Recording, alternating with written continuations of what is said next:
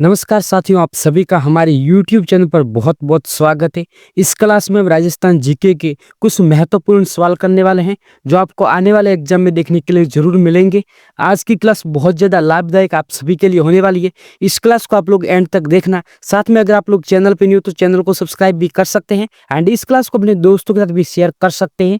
सो बिना time waste किए चलिए आज की इस क्लास को हम स्टार्ट करते हैं। तो पहला सवाल आपकी स्क्रीन पर है, राजस्थान के कौन से भू आकृतिक क्षेत्र में मुकुंदरा और बूंदी पहाड़ियां स्थित है? अरावली क्षेत्र, पश्चिमी मरुस्थल मैदानी क्षेत्र, पूर्वी मैदानी क्षेत्र या दक्षिणी पूर्वी पठार क्षेत्र? आप लोग इसका आंसर बताइए, इसका आंसर क्या होने वाला है। तो आप लोगों को इसका आंसर जल्दी से कमेंट्स बॉक्स में बताना है कि इसका आंसर क्या होगा एंड क्लास के एंड में आप सभी को बताना है कि इन सभी सवालों में से आपके कितने सवाल है वो सही हुए। तो यहाँ पर जिन लोगों ने ऑप्शन नंबर डी बताया है दक्षिणी पूर्वी पठार, उन सभी का यहाँ पर बिल्कुल राइट हो जाएगा। अब बढ़ते हैं अगले सवाल की ओर। अगला सवाल आपकी स्क्रीन पर है, निम्नलिखित में से राजस्थान के किस जिले में जून का औसत न्यूनतम तापमान दर्ज किया जाता है? कोटा, सिरोही, झालावाड़ या गंगानगर? इसका आंसर आप सभी को बताना है, इसका आंसर क्या होने वाला है। तो इसका आंसर यहाँ पर जिन लोगों ने ऑप्शन नंबर बी बताया है सिरोही, उन सभी का बिल्कुल राइट हो जाएगा। बढ़ते हैं अगले सवाल की ओर। अगला सवाल आपकी स्क्रीन पर है, मावठ वर्षा है ग्रीष्मकालीन वर्षा, शरद ऋतु वर्षा, शीतकालीन वर्षा या मानसून पूर्व वर्षा? आप सभी को इसका आंसर बताना है, इसका आंसर क्या होने वाला है। तो इसका आंसर यहाँ पर जिन भी लोगों ने ऑप्शन नंबर सी बताया है शीतकालीन वर्षा, उन सभी का बिल्कुल ही राइट हो जाएगा।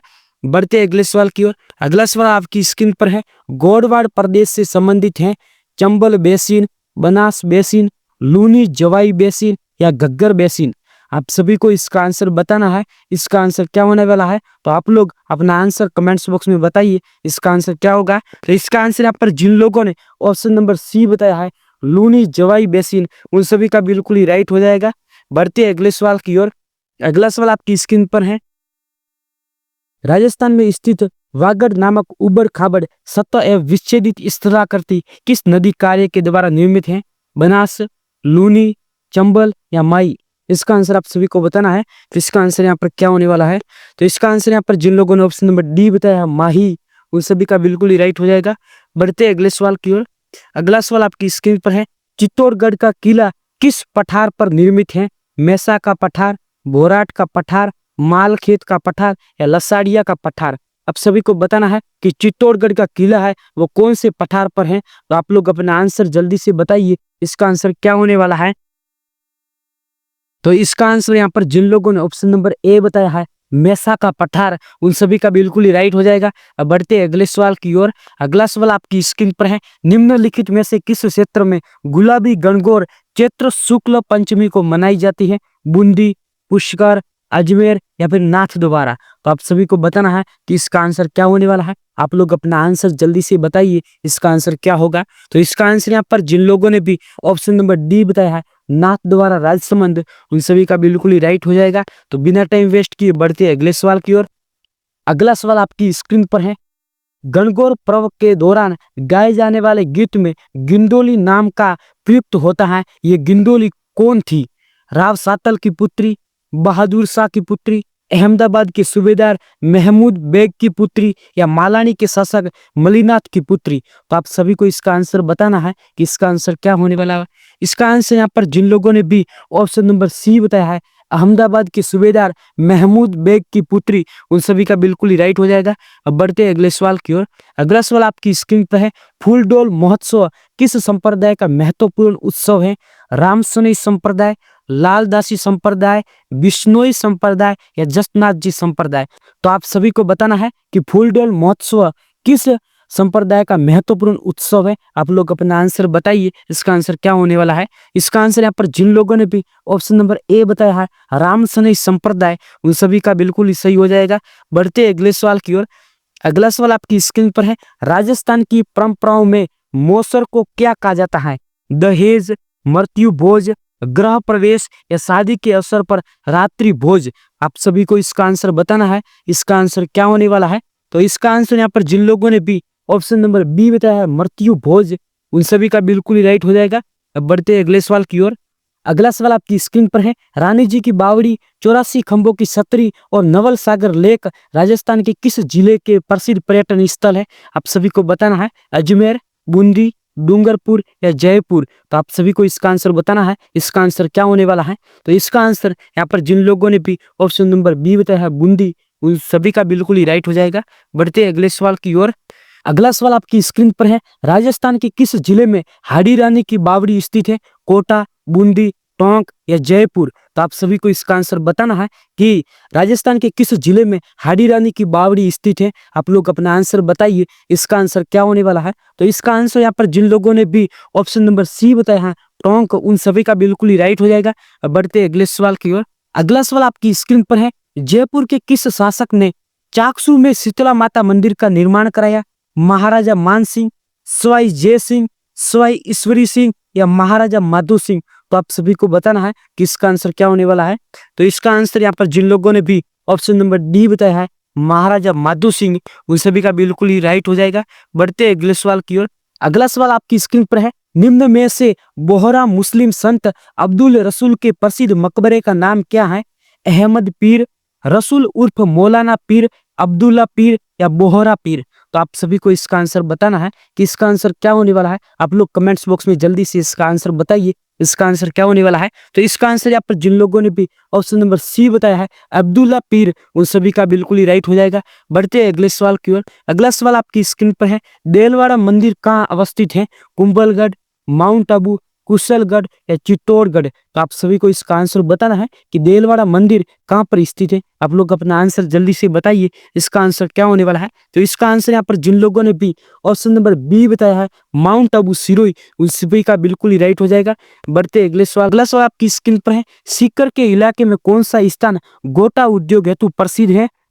निचवा, खूर, पिपराली या खंडेला। आप सभी को इसका आंसर बताना है कि इसका आंसर क्या होने वाला है। आप लोग अपना आंसर जल्दी से बताइए। तो इसका आंसर जिन लोगों ने भी यहाँ पर ऑप्शन नंबर डी बताया खंडेला, उन सभी का बिल्कुल ही राइट हो जाएगा। अब बढ़ते हैं अगले सवाल की ओर। अगला सवाल आपकी स्क्रीन पर है, निम्नलिखित में से कौन सा उद्योग कच्चे माल के रूप में चूना पत्थर का उपयोग करता है? सीमेंट, प्लास्टिक, ऑटोमोबाइल या एल्यूमिनियम। इसका आंसर आप सभी को बताना है कि इसका आंसर क्या होने वाला है। तो इसका आंसर जिन लोगों ने भी यहाँ पर ऑप्शन नंबर ए सीमेंट बताया है, उन सभी का बिल्कुल ही राइट हो जाएगा। अब बढ़ते हैं अगले सवाल की ओर। अगला सवाल आपकी स्क्रीन पर है, राजस्थान राज्य औद्योगिक विकास एवं निवेश निगम लिमिटेड ने किस जिले में एग्रो फूड पार्क विकसित किया? जयपुर, चूरू, उदयपुर या कोटा। तो इसका आंसर आप सभी को बताना है कि इसका आंसर क्या होने वाला है। तो इसका आंसर यहाँ पर जिन लोगों ने भी ऑप्शन नंबर डी बताया है कोटा, उन सभी का बिल्कुल ही राइट हो जाएगा। अब बढ़ते अगले सवाल की ओर। अगला सवाल आपकी स्क्रीन पर है, रामगंज मंडी जिसे धनिया शहर के नाम से जाना जाता है, निम्नलिखित में से राजस्थान के किस शहर के नजदीक स्थित है? श्री गंगानगर, कोटा, जोधपुर या उदयपुर। तो आप सभी को इसका आंसर बताना है कि रामगंज मंडी है वो राजस्थान के किस जिले के नजदीक पड़ती है। आप लोग अपना आंसर बताइए, इसका आंसर क्या होने वाला है। तो इसका आंसर भी जिन लोगों ने अपना ऑप्शन नंबर बी कोटा बताया है, उन सभी का बिल्कुल ही राइट हो जाएगा। अब बढ़ते अगले सवाल की ओर। अगला सवाल आपकी स्क्रीन पर है, निम्न में से किस नदी का उद्गम गोगुंडा की पहाड़ी से होता है? कोठारी, बेड़च, बाणगंगा या खारी। तो आप सभी को बताना है कि कौन सी नदी का उद्गम वो गोगुंडा की पहाड़ियां से होता है। आप लोग अपना आंसर बताइए। यहाँ पर जिन लोगों ने भी ऑप्शन नंबर बी बताया है बेड़च, उन सभी का बिल्कुल ही राइट हो जाएगा। अब बढ़ते हैं अगले सवाल की ओर। अगला सवाल आपकी स्क्रीन पर है, राजस्थान की वह नदी जो अरब सागर में गिरती है? बनास, चंबल, कांतली या लूनी। तो आप सभी को बताना है कि इसका आंसर क्या होने वाला है। तो इसका आंसर यहाँ पर जिन लोगों ने भी ऑप्शन नंबर डी बताया है लूनी, उन सभी का बिल्कुल ही राइट हो जाएगा। अब बढ़ते हैं अगले सवाल की ओर। अगला सवाल आपकी स्क्रीन पर है, राजस्थान पूरे देश में निम्नलिखित में से किसका सर्वाधिक उत्पादक राज्य है? ऊन, चाय, गेहूं या चावल। तो आप सभी को बताना है कि इसका आंसर क्या होने वाला है। इसका आंसर जिन लोगों ने भी ऑप्शन नंबर यहाँ पे ए बताया है ऊन, उन सभी का बिल्कुल ही राइट हो जाएगा।